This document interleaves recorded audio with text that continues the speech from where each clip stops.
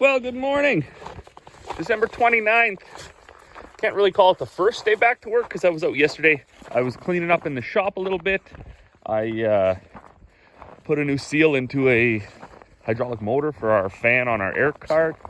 Put a new fuel pump in the truck that's in the shop.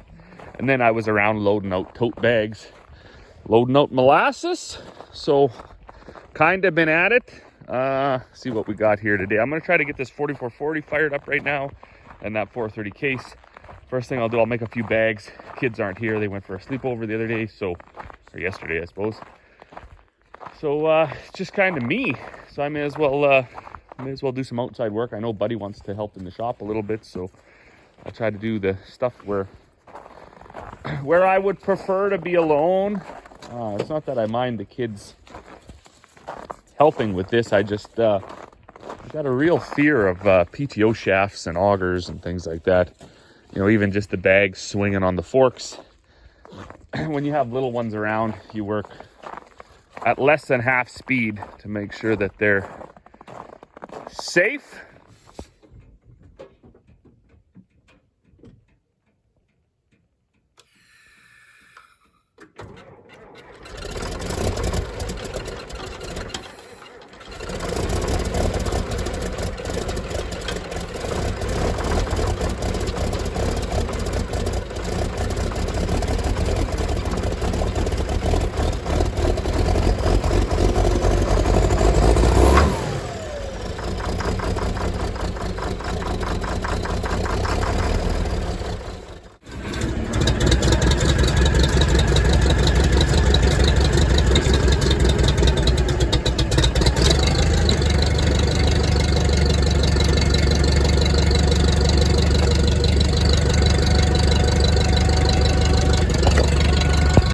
Well, it's a little bit chilly, minus 10. Pretty impressed though, because that 4440 like never starts at minus 10. Dad had put new batteries in it, and I had taken the starter off and cleaned it up, so maybe that was enough, I don't know. And put some fuel conditioner in there, like injector cleaner and some of that other stuff, stabilizer. So maybe we're winning just without a bunch of money for new stuff. The 430 case, I don't know. It used to actually start better than that too, so I don't know if I don't have it timing set quite right or whatever. Yeah, who knows. The telehandler, I know that's going to start because I put that in the shop last night. Got some drips happening here from this wheel seal. That wheel seal's ordered. I also did order injectors for the telehandler because it's not running, I don't know, it's not running 100%. It does run. It doesn't make a bunch of oil. Although at one point I thought it did, you know, the oil had gone up a little bit without adding it, so that means some diesel out of there. But yeah, I don't know. Maybe it is, maybe it isn't. New injectors will be better because I can put the new ones in. I can send these old ones out to be tested. If they check out, I can keep them as spares or whatever. Other than that, it's all going good. So yesterday, it doesn't look like it, but I was cleaning in here. I took a couple big bucket loads, arm loads out of here, some garbage and stuff. I rebuilt the fan motor for the air cart. I needed to put a shaft seal in there. So that's my little workbench that I made right here for that. This, I've been trying to go through papers and things like that, try to get some stuff that we no longer need thrown away. I found the registration for the trailer. That was a neat find. I didn't even know that wasn't on the trailer. And then been plugging away. Took the kids' go-kart out for a rip yesterday. They weren't even here. I was trying to show off, but apparently I was doing donuts around my house with that for no reason because the kids weren't even here. I didn't know that they left. And then, oh, I don't want to break this. Once it gets cold, I might fix this little bit of a war wound here. Try my hand at some fiberglassing. So this was, I got a question for mechanics. So the fuel pump, I did change on this truck. It's down in there. There it is, a little bit shinier than the old one. I took the old one out, put it back in the box here to put on the shelf. So we have an old fuel pump on the shelf. But I didn't notice anything really wrong except for that. Get out of the way, cat. Give it a nut shake here. So see how it cut a groove into there? The other one was smooth. So is that enough, that 1/16 of an inch or whatever that is, to make it not perform 100%? Or is that, you know, does that mean so? Because I'm sure this is the original fuel pump for that truck. Is that an indication of some other failure? Or do they all look like that? What I'm really wondering is, does the fuel pump go, the old fuel pump, go back on the shelf in line with other things that don't work, or does it go in the garbage? I most likely will throw it in the garbage because I expect this fuel pump will outlast the truck at this point. I did fire it up yesterday. It started, I don't know, it's weird, right? Because you almost get that placebo effect where just by changing something, you trick yourself into thinking it got better. And like it fired right up, so that was interesting. I also had some tarp hardware that had to be repaired, so I did that yesterday on this truck. The last thing we got to do into the new year, though, we got to pull the rad out, because this is this piece was actually like rotted right off and busted. And actually, Dad and I, we don't know how to do this. We don't even have the right material to do it, to try to braze or whatever you want to call it, something back onto the rad.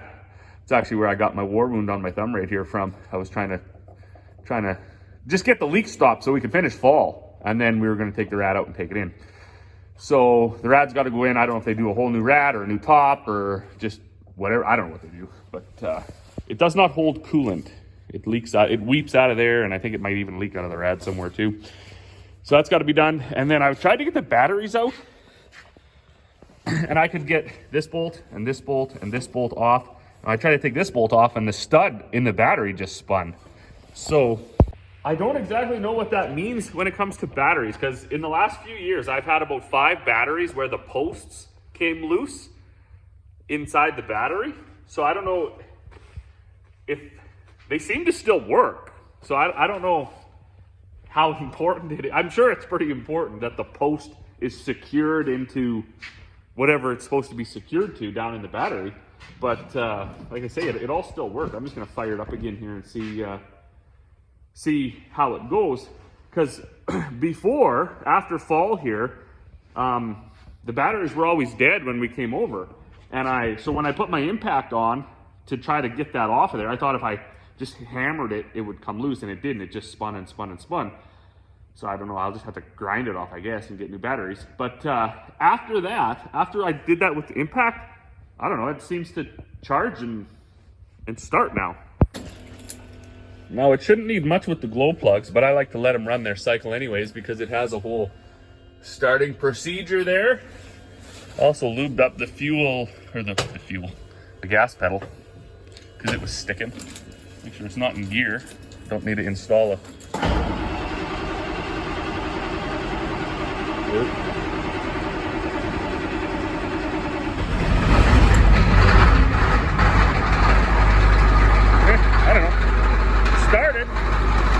But seems how we're in a video of starting things, let's see how the old telehandler fires up.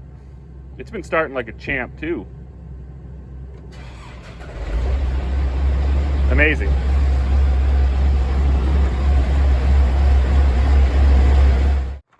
Well, good morning.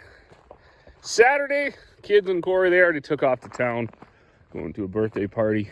I was kind of like a little bit petty about it, because I don't know what it is. I've been getting sick since we moved into that cursed house. I've been getting like violently ill a couple times a year. Last year I was sick twice. This year I've already been sick twice, and I feel the third dose of it coming on. So I was just like, can we all not just stay home for 3 or 4 days and get over this? Because the kids, they just keep dragging that stuff home. They all got runny noses and running around, and right away, if you're observing like I usually am at these functions, you're just like, well, kid A isn't drinking out of the right cup. Kid B isn't drinking out of the right cup. You know, kids C and D are sharing suckers. So you just know that 4 days after that, everybody's getting sick. And for some odd reason, my immune system has absolutely plummeted. I'm not exactly sure what did it, but Robbie can't fight off anything. So earlier this year, back in October, I got like violently ill for whatever it was. About four days. It was hit or miss if I was even going to survive. And then I got sick again like a week ago. And then I felt it yesterday coming on. And we were over at some friend's house playing some games. And I don't know, about 3 in the afternoon, I felt it coming on. And I was just like, good night. Why couldn't we have just stayed home? But on the other hand, too, you do got to get out and socialize. So whatever. I've got some Dayquil in me here. Got a couple cups of coffee in me. Pocket full of lozenges. So I'll survive. A couple things we're going to do today, I think, now that everybody's gone. And I don't have to entertain anybody. As always, we'll check the coolant or the oil in the old telehandler here. One thing that really shocked me is I thought I just did these filters not that long ago, and it looks like October 11th. Now it's what, December 20, 30, whatever it is. And yeah, there's over 200 and some hours on it already. So gonna need another oil change. We've been shortening up the oil change a little bit because the life that this thing had lived previous to us owning it gets extra filters, extra oil changes. What came in yesterday? These switches. So these switches are for the trailer, that tilt deck trailer. I had thought I unplugged them, but what I had done is actually ripped these leads right off. So these just came in the other day. Interesting enough, about $120 or something like that, $110 on Amazon for 5 of them. So I just went right to direct to this Newark Electrical or Newark Components or whatever they are. Newark, there it is. Ordered directly from them, and they were like $4 a piece. So 24 bucks or whatever it was. And then a little bit of shipping, I think, on top of that. Was no big deal anyways. I need 2 for my trailer. I wanted to have a couple spares, and then 2 for just creating, goofing around with my own thing. These are the same style switches that we use to make our bin full sensors on our augers. So when the grain, you put a little paddle on here, and when the grain gets up there, turns it on, and then your light turns on, so you know your grain bin's filling up. You can definitely buy those already manufactured things that are like, they claim to be wireless, but they're really not. For like $700, $800, $900. I don't know what stuff's worth anymore. I don't actually even price stuff out anymore because I can't justify spending this tremendous amount of money for a little bit of luxury, right? So we do spend money on things that are going to really enhance the operation, but something like that to me is a little bit of a luxury when you could just know your grain bin holds 5 single axle loads, so put in 5 and then move the auger. Sort of a deal. You don't need a $1,000 thing to tell you that. If it was 150 bucks, which is all that the components are worth, plus 10-20% for profit, then you're now at whatever, $195. You could see your way clear, but not when it's always 1,000. So anyways, that's a little bit of a ramble there, but I'm not 100% with it up here. I'm a little bit stuffy. I want to bring my trailer in, put those on there, so I'll move this stuff out of the way. Buddy's go-kart, side-by-side quad. I gotta get that white truck out of here, telehandler out of here, get this tote out of here and transfer it to the other tote.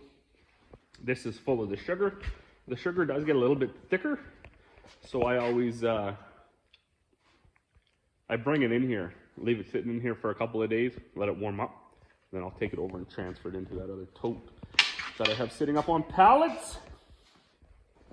So I don't know, yesterday was a bunch of cold starts, and then today is going to be a bunch of well, hopefully we can do some fixing. I got a bunch of people coming for bags and totes and all sorts of other things, so let's just see how the day goes.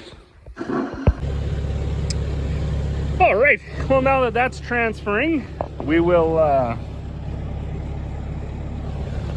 don't know what we'll do. fire up the backhoe, I suppose, get another set of pallet forks going, and start organizing the shed a little bit. Gotta move some of this wood out of the way. Pick up some of these pallets.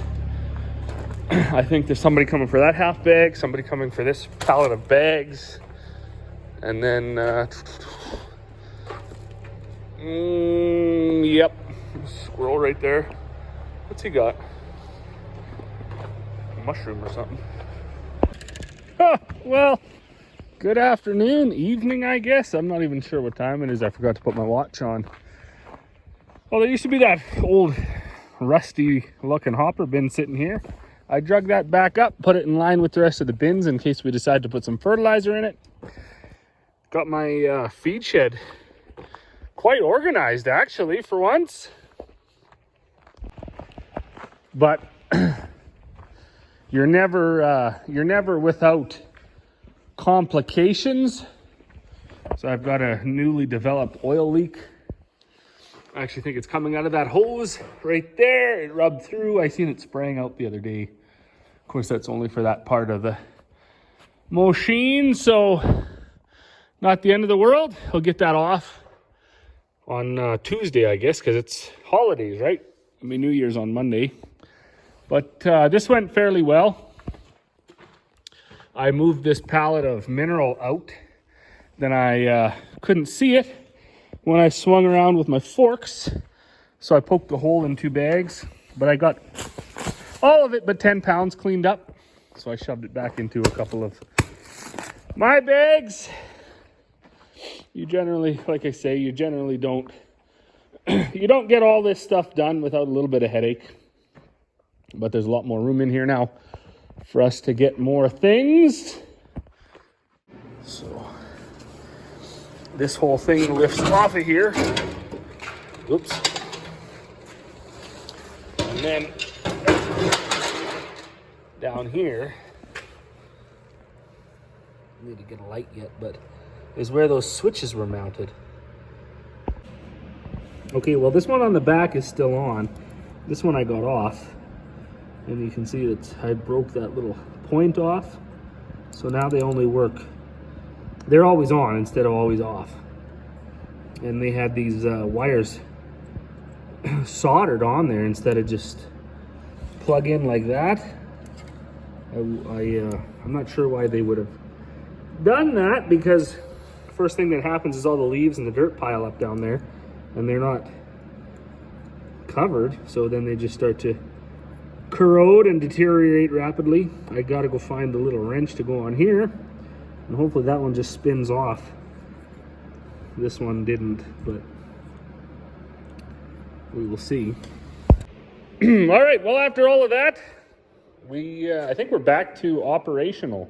So I took these caps off, cleaned up the landing gear in there, put some new grease in there. This thing goes to down to car hauling mode now. And back up.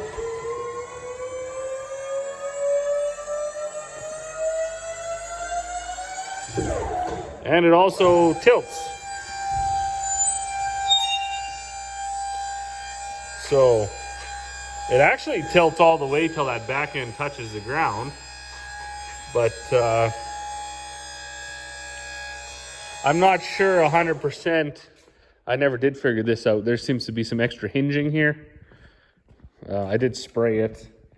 I was going to take these bolts out, or that pin out anyways, and actually see what moves. I don't know if anything moves because it looks like this is welded solid. I don't know if that was done after. It looks like it was painted black, so I'm not 100% sure what they had done there, but there does look to be a... One thing that frustrated me right off the bat was they didn't make a very good license plate mounting area. You would assume that a flat deck trailer, they would have had a recessed license plate thing. These people didn't do that, I guess. These good, the good folks at Trail Tech. So that's one of my complaints with some things. My Load King Super Bees were no different.